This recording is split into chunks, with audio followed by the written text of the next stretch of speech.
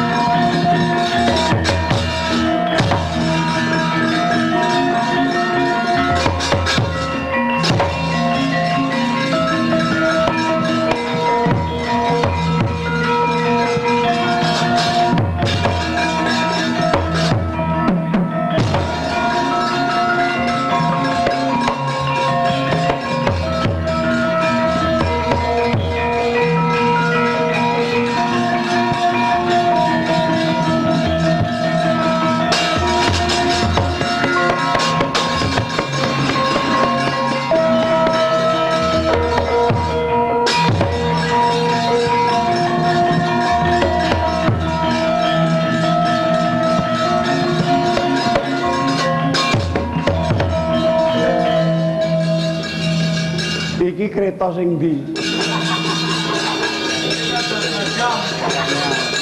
Menika Jaladara. Kok carane kuru. Iki Jaladara? Nggih, Jaladara. Kowe mengko nek tekan negara Ngastina, kowe aja melu mlebu, kowe cukup ning njaba. Ning njaba kei dhuwit nggo jajan iku. Dapurmu ya mangan kicot kuwi.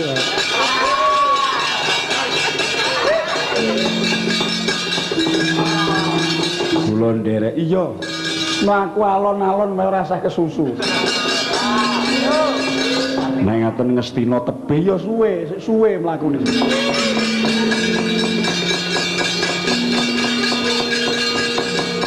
Mahalang gegono Dimas, monggo kula dherekaken.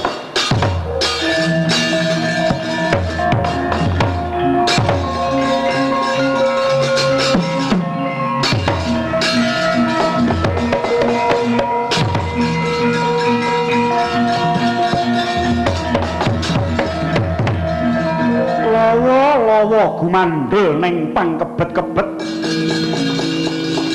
Pagene Pandhawa tanana tumut pribadi Haminta Prajanta Sepalik.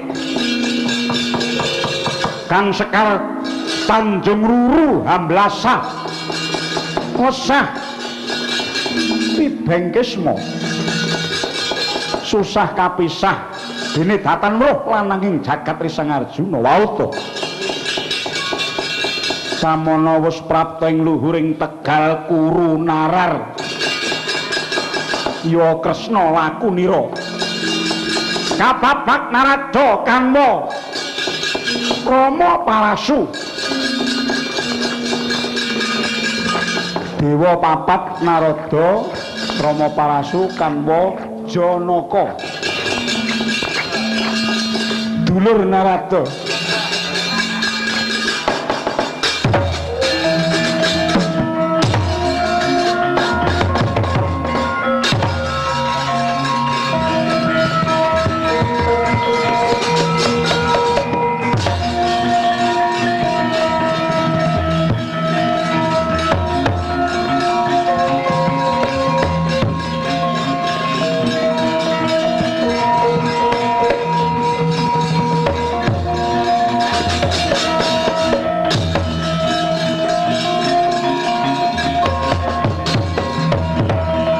Madangi jagat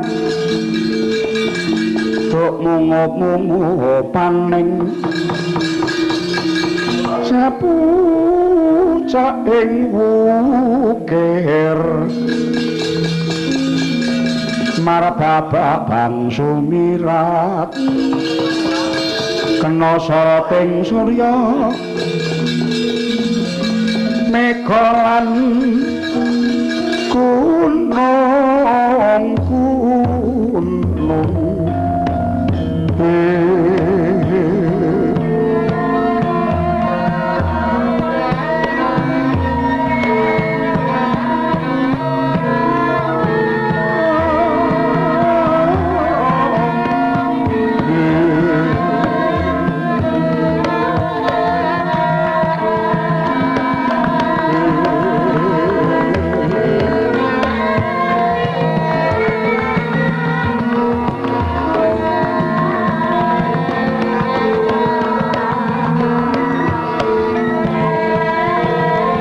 Astina Prabu Duryudana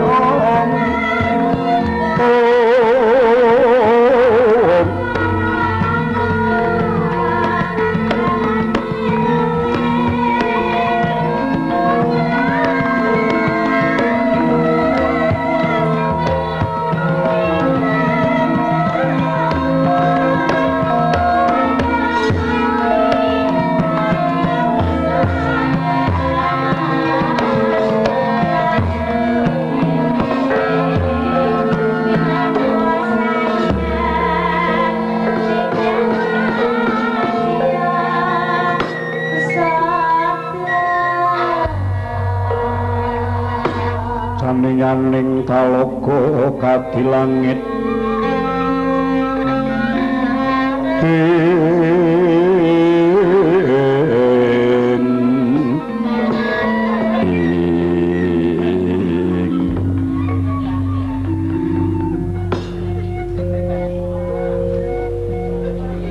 Putu Prabu tak jaluk rembug sekawit ingkang wis kaiket lan linambaran rasa pangrasa kang wening kudu dituhoni ya nggih. Negara Ngastina iki mbiyen dudu darbeke sapa-sapa nanging iki bandane leluhurku. Kanjeng Rama Prabu Sentanu Dewa ingkang wis murut ana ing kelanggengan. Kudune aku sing dadi ratu, aku sing ngembani wajib negara Ngastina. Nanging merga saka nggonku gandrung marang kautaman. Semanten ugi pun Bapa ing Mandaraka kula namung nderek titip weling. Manawi samangsa nawala ingkang sampun nate kunjuk wonten ngarep Paduka Anak Prabu bilih Pandhawa badhe ngudi wangsuling negari nanging kinten kula mboten badhe kelampahan. Pandhawa kok kaya patrape wong nista. Pandhawa niku dudu udon saurupan. Mila menawi anak Angger Prabu Ndarawati ingkang minangka dutaning Pandhawa menika mangke mestenipun namung kepengin badhe rerembakan ingkang tumuju dhateng kesaenan. Nggih.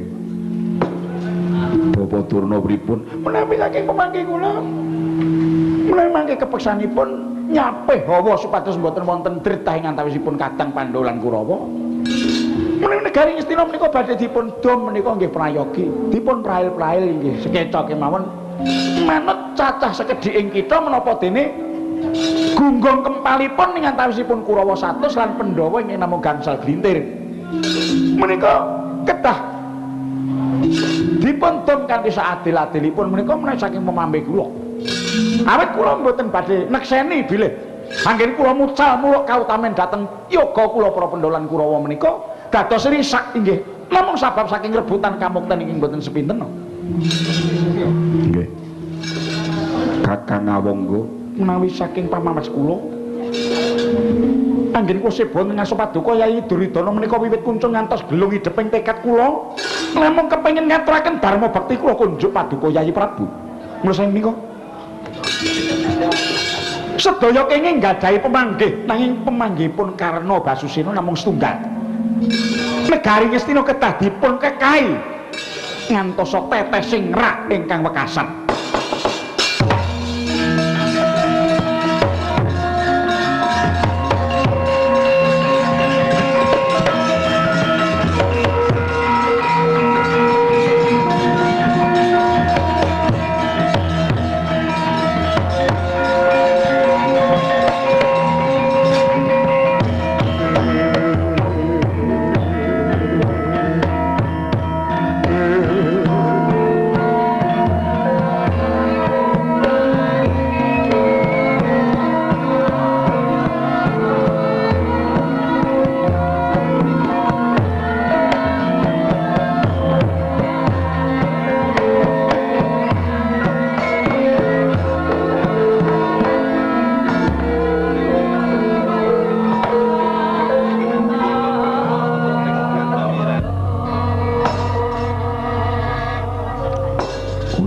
ngaturaken kasugengan rawuhipun Kakang Prabu Ndrawati. Nggih, Nyai Prabu kula tampi dawa sami-sami. Nggih. Kula ugi ngaturaken raja rawuhipun nggih. Nggih, Paman Mandaraka kula pundi? Sumunaga nggih Mbah Mutalkanda Kresna. Inggih, Nyai. Semanten ugi kula. Paman Durna inggih. Monggo kula aturi paring pangandikan. Nyai. Panut nawala ingkang sampun nate kuwaturaken ngarsa paduka Yayi Prabu saderengipun kula bidhal mriki. Mestinipun Yayi Prabu sampun upeksa menggah gegebenganing raos para kadang Pandhawa. Nggih. Lajeng kersa sampeyan. Kajeng kula mboten wonten sanes kejawi namung Yayi Prabu netepana kaluhuran kawibawan miwah kautamen. 13 taun sampun kepengker Pandhawa Paduka Sikara. Nanging nyatanipun Pandhawa mboten lirwa saking jejiban malah kapara sesingon setunggal taun kewala. Mboten kawanguran dening Paduka Sekadang. Anut surasing perjanjian dadu nalika semanten Pandhawa kedah nampi wangsuling Indraprasta sak jajanipun kalebet wewengkon sepaling negari Ngastina ing saking menika monggo Yayi Prabu menika Nalendra Agung sami-sami netepana pangandika ingkang sampun kawiyos. Nggih. Dinten menika kula badhe ngucap nggih menika ingkang badhe kula tenggo ya.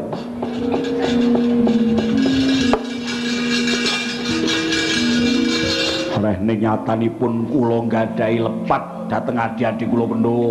Nggih. Lan sampun marambah makaping Pandhawa kula siksa parandene mboten nate malesawon. Malah kerep-kerepe negara Ngastina dibedah mungsuh sing balekke Pandhawa. Pinten-pinten bab kala wau njurung dhateng estining manah kula kedah tresna dhateng Kadang. Lah menika prayogi ya. 13 taun sampun kepengker lan bondo brana pices gadaning Pandhawa sedaya dados gadahan kula ngantos Pandhawa ngalami dados tiyang popo liman wong macuk iling balelungan. Inggih labet sedaya kula saking diri Prabu Duryudana wong gegeden sirah mengkono penganggepe sing padha ra seneng. Mula saking menika Doko Prabu kula nyuwun pangapunten sedaya kalepatan wangsuling Indraprasta sak jajanipun dhateng para Pandhawa lan sepaling negara Ngastina kedah nyabrang perang ageng Bratayuda.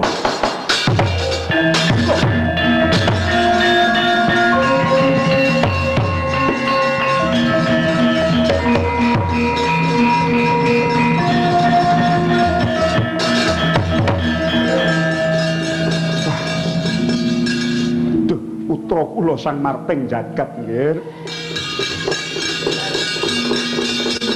Mrucut saking kudangan luput saking gendongan. Badhe dados menapa? Karah Saptarga menika mangke badhe nyabrang Marus. Kula aturi nututi anak kula Jaka Pitana kaengetna. Kaengetna sepisan malih nggih.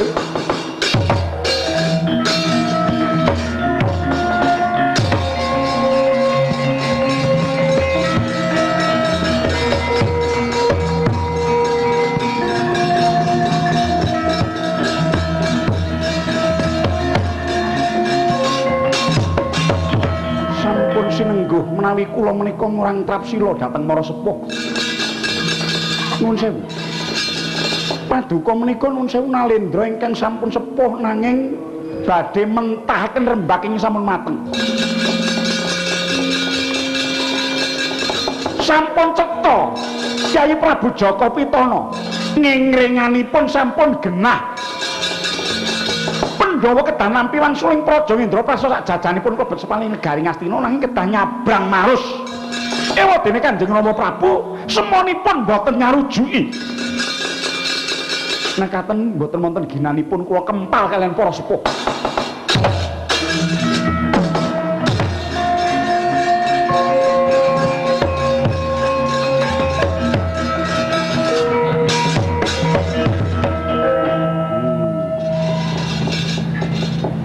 urip ora tau menehi apa-apa. Wah.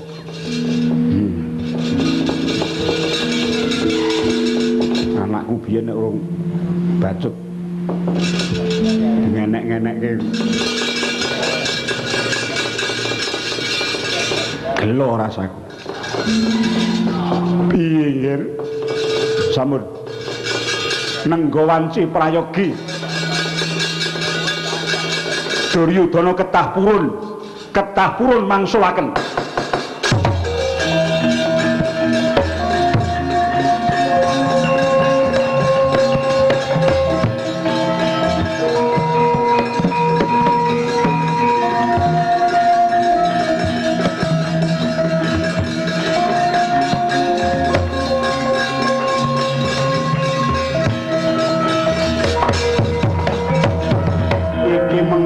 Dadi dretah tenan piye Durna? Menawi nite saking kawontenan menika glagat sesungutipun kok kados badhe dados dretah saestu. Aku iki wong tuwa, mestine rasaku karo rasamu wis keplok.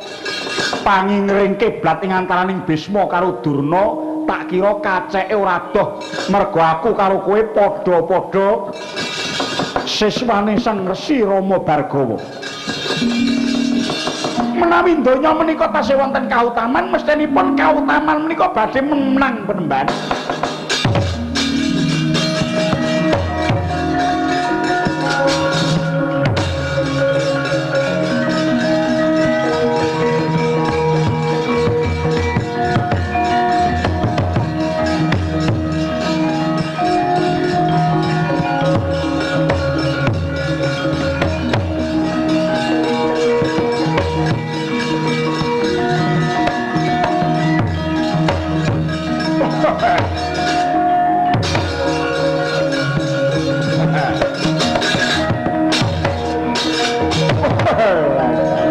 Druhun Simonon Bungke Setyaki.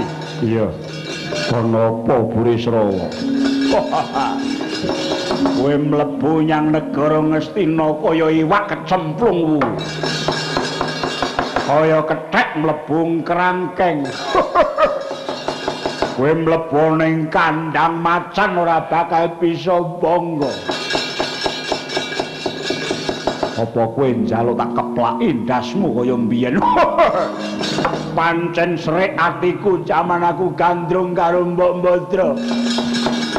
Dapurmu melu ngalang-alang ayo. Mumpung saiki ana dak-dakaning pasulayan. Aku pokoke ora susah ngenteni Bratayuda. Ayo ditutup nih, sapa sing jengkelan ladeni pecah ndas. Abor mestakamu.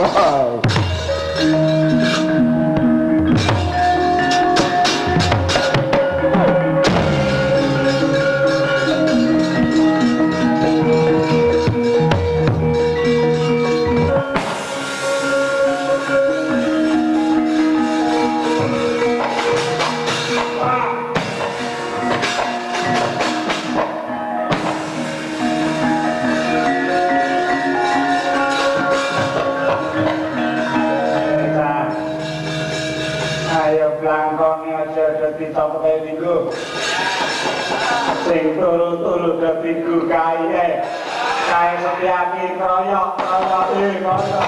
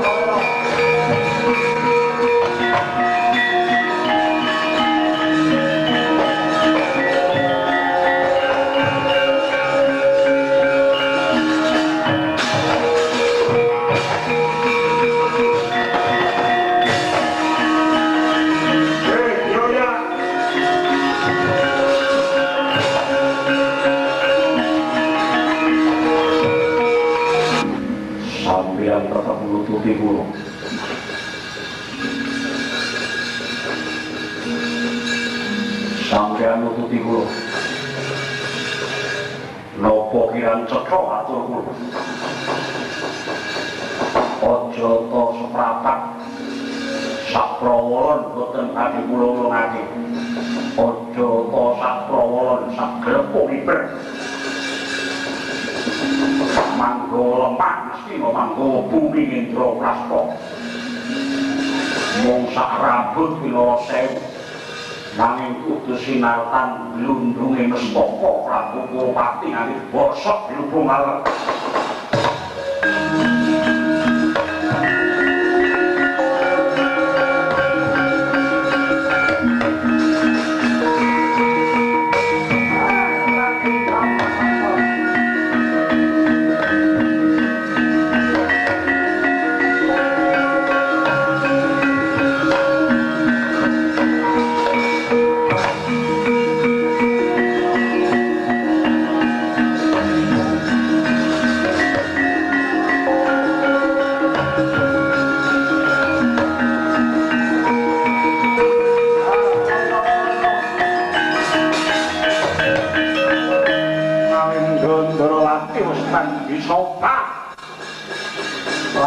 Naroyok sang Yasata Kurawa kinubut waneh-waneh ana kang gawa gegaman landhep ana ingkang dijojoi saka kepungkuran klebet saking gempung iwak kinayung Gegira Sata Kurawa saya mekar salirane sak gunung telung gunung pitung gunung mebaki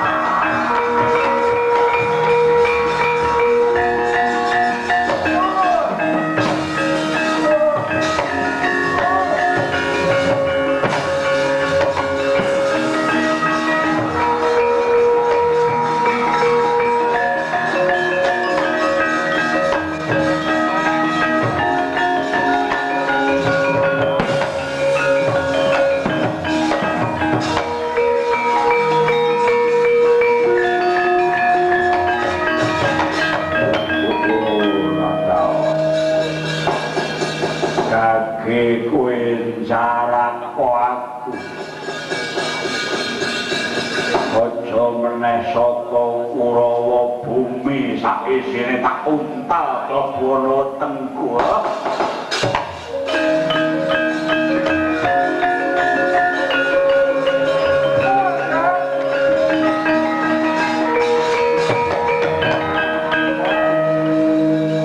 Wisnu ya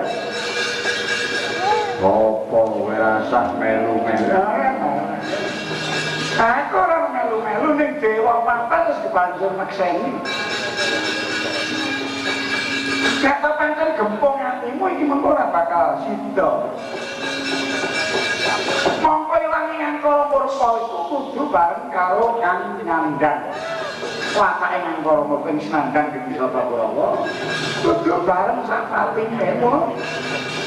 Sing menang mateni Kurawa iki ditutuke.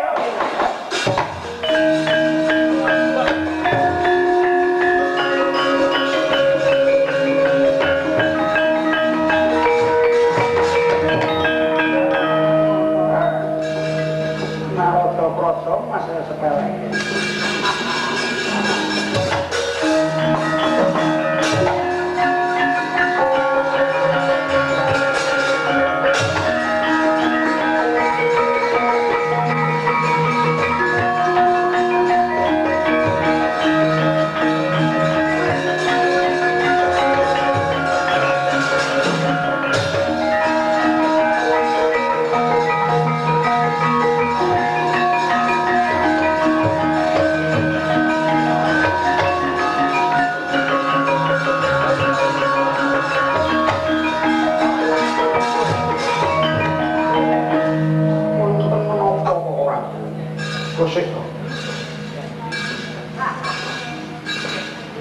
Aku ngerti klebati Yai Ngawangga semune kok kaya ana keketeking rasa ingkang ora beda lan Nyai Joko Pitono.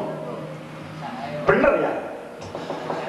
Budal ngawer Mansawadya Teh karcana teneklis sabalanira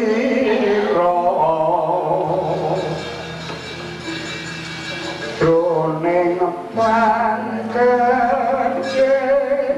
mangke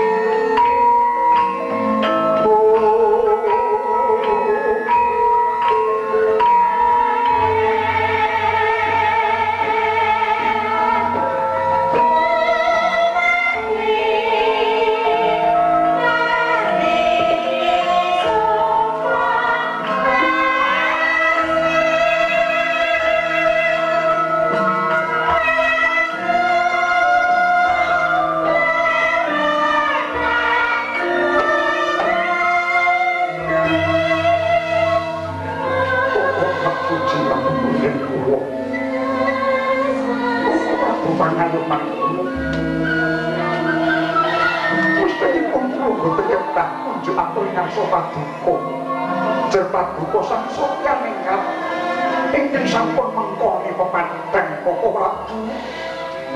Ya. Pun kakang Adyanto sumuluk hatiring sinamu beniro ngangkul mangrata Ndorowati.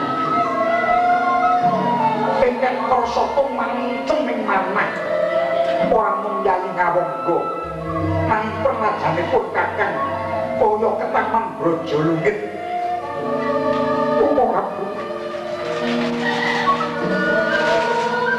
Kula menika dumados wonten ing alam padang saking roh ingkang boten suci.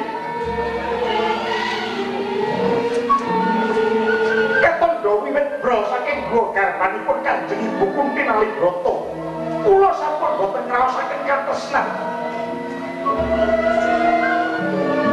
Nggih namung tujunipun kemawon wonten manungsa ing masih purun tresnani dhateng kula inggih menika Yayi Joko Pitama.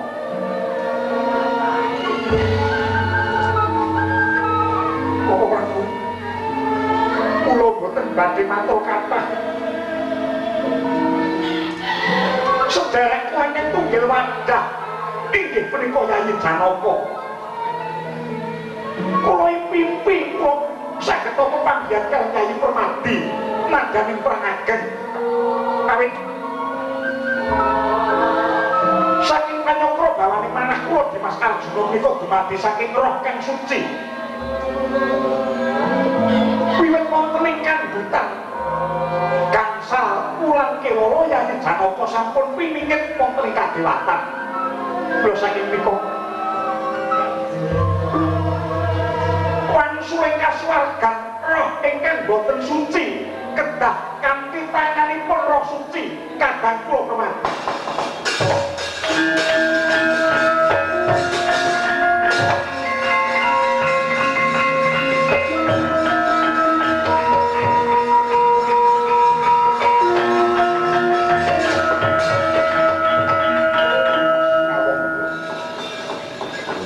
Darbene anteping kesaguhan kang kaya mengkono ya. Iya.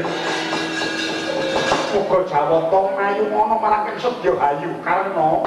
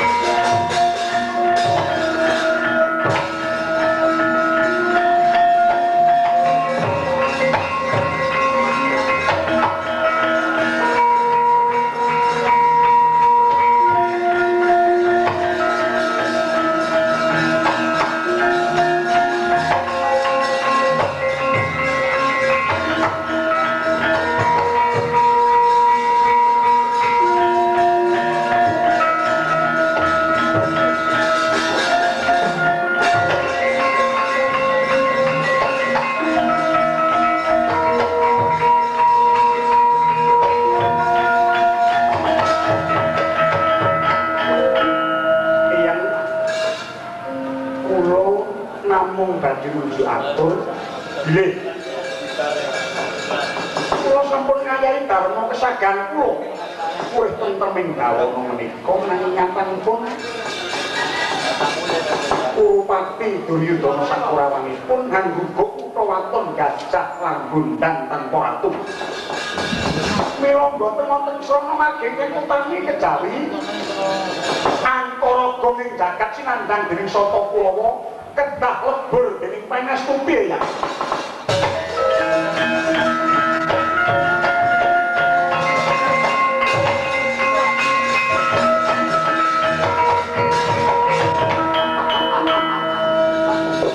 Iki sing tak arep-arep Kresna. Ora kok jeneng dandang dumadening Prangkupuh ora nanging iki dali dadi dalaning pepadang. Dadi dalaning pepadang. Tawuning Bandha Branapicis Wirata Pandhawa aja ngetokake Senopati yen to Senopati Wirata diuntek. Bandha Branapicis tawunen kaya di Grobakana. Aja ngetoke Bandha Branapicis yen to Bandha Wirata buntek. Aja nganti padha mati anak-anak Pandhawa.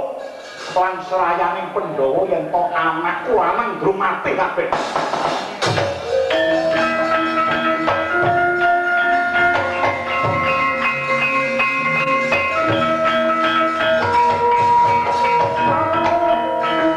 Pangandikanipun Sinuwun Wirata nuwun sewu kok lagi kebacut.